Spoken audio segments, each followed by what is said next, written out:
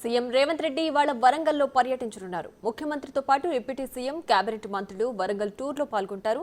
రేవంత్ సర్కార్ పాలన ఏడాది పూర్తవుతున్న సందర్భంగా ఓరుగల్లులో తొలి విజయోత్సవ సభ నిర్వహిస్తున్నారు. కాళోజీ కళాక్షేత్రం ప్రారంభోత్సవంతో పాటు పలు అభివృద్ధి పనులకు శంకుస్థాపన చేయనున్నారు. ఆర్ట్స్ కళాశాల మైదానంలో ఇందిరా మహిళా శక్తి విజయోత్సవ సభలో రేవంత్ రెడ్డి పాల్గొంటారు.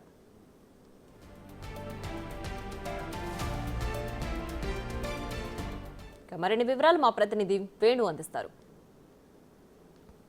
ఆర్ట్స్ కాలేజ్ వేదిక జరుగుతున్నటువంటి ఇందిరా శక్తి విజయోత్సవ సభకు సీఎం హాజరు కాబోతున్నారు. ఇక ప్రస్తుతం మంత్రి శ్రీధర్ బాబు కూడా ప్రస్తుతం పనులను పర్యవేక్షిస్తారు. అసలు వారితో మాట్లాడదాం. సార్ నమస్తే. ఏంటి అసలు ఈ ఇందిరా విజయోత్సవం మొట్టమొదటి వరంగల్లో పెడుతున్నారు, ఏం చెప్పబోతున్నారు? ఏడాది కాలం లోపల చేసిన పనులు ప్రజలకు ఈరోజు పెద్ద ఎత్తున ఇందిరా మహిళా శక్తి విజయోత్సవ కార్యక్రమంలో ప్రధానంగా మా ఇందిరాగాంధీ గారి జన్మదిన సందర్భంలో రాష్ట్రానికి సంబంధించి మేము కాంగ్రెస్ పార్టీ ప్రభుత్వం పరిపాలన చేపట్టిన తర్వాత ఈ 10 నెలల కాల హయంలో మేము చేపట్టిన అనేక సంక్షేమ కార్యక్రమాలు, అనేక అభివృద్ధి కార్యక్రమాలతో పాటు వరంగల్ జిల్లాకు సంబంధించి కూడా ముఖ్యమంత్రి గారు ఇచ్చిన ప్రతి హామీని నిలబెట్టుకునే ఒక కార్యాచరణ తీసుకున్నాం.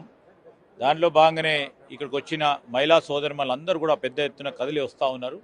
మా ప్రభుత్వానికి, ముఖ్యమంత్రి గారికి, అదేవిధంగా మా సహచరులందరికీ కూడా ఆశీర్వాదం ఇవ్వటానికి, వారి ఆశీర్వాదం తీసుకొని రాబోయే 4 సంవత్సరాలు విజయవంతంగా ఈరోజు ప్రజా పరిపాలన కొనసాగించే కార్యక్రమం చేయాలని వారి దగ్గర ఆశీర్వాదం తీసుకొని ముందుకు నడవటం జరుగుతుంది. 6 లక్షల కోట్ల అప్పులతో మీకు అప్పచెప్పినా కూడా ఇన్ని వేల కోట్లు నిధులు కేటాయించడం ఎట్లా సాధ్యమైంది? అసలు 4 ఏళ్ల లోపల ఏం చేస్తున్నారు వరంగల్? మనసుంటే మార్గం ఉంటుంది, మనసు లేనప్పుడు మార్గం ఉండదు. వారికి, గత ప్రభుత్వాలకి మనసు ఈరోజు సంక్షేమంలో, అభివృద్ధి విషయంలో స్పష్టంగా లేదు. ఏదో నడిపించాలి అంటే ప్రభుత్వాన్ని నడిపించే ఒక ప్రయత్నం చేశారు తప్ప ఈరోజు ఇబ్బందులు రాష్ట్ర మొత్తం ప్రజానికానికి తెలుసు.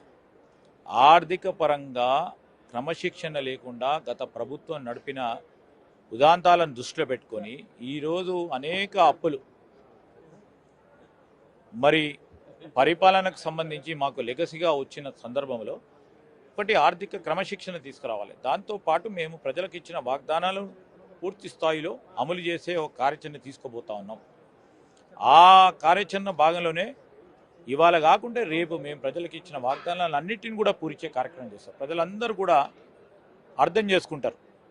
మేము ఈరోజు 200 రూపాయలు, 200 యూనిట్ల కరెంటు ఫ్రీయే కానీ, 500 రూపాయలకే గ్యాస్ సిలిండరే కానీ, ఈరోజు రైతులకు మేము చెప్పిన సన్నాలకు ఇవ్వాల్సిన బోనసే కానీ, రుణమాఫే కానీ, దానికి తోడు ఇంతమంది మహిళా సోదరులకు గత 10 నెలల నుంచి కూడా 11 నెలల నుంచి ఉచితంగా బస్సు ప్రయాణమే కానీ, రాజీవ్ ఆరోగ్యశ్రీ కింద వేలాది మందికి 10 లక్షల రూపాయలు వైద్య సదుపాయాన్ని అందించే కార్యక్రమంతో పాటు ఈరోజు అనేక ప్రతి నియోజకవర్గంలో అభివృద్ధిని కాంక్షించే మా శాసనసభ్యులు, శాసన మండలి సభ్యులు, పార్లమెంటు సభ్యులు అనుకున్న విధంగా మేము ఒక ప్రయత్నం చేస్తూ ఉన్నాం.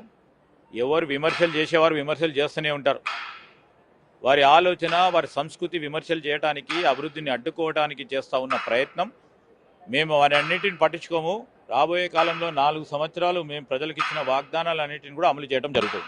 Thank you sir. ఇది మొత్తంగా మంత్రి శ్రీధర్ బాబు వరంగల్ జిల్లాపై ప్రత్యేక దృష్టితో పాటు కూడా ఇందిరా శక్తి పేరుతో వరంగల్ నిర్వహించే సభకు మహిళల ఆశీర్వాదం తీసుకొని వచ్చే 4 ఏళ్ళు కూడా సుపరిపాలన అందిస్తాము. ప్రజాపాలన పేరుతో ప్రజలందరికీ అన్ని రంగాలకు కూడా సంక్షేమాలు అందిస్తాం. ఇక ప్రతిపక్షాలు చేసే మాటలు పట్టించుకోము. గత కొన్నేళ్లుగా కూడా 10 ఏళ్ల కాలంలో క్రమశిక్షణ రైతులతో పాలన సాగింది. మేము ప్రజాపాలన అందిస్తామంటూ కూడా మంత్రి శ్రీధర్ వచ్చిన పరిస్థితి. వీడియో జర్నలిస్ట్ సంతోష్తో వెన్పిటివి వరంగల్.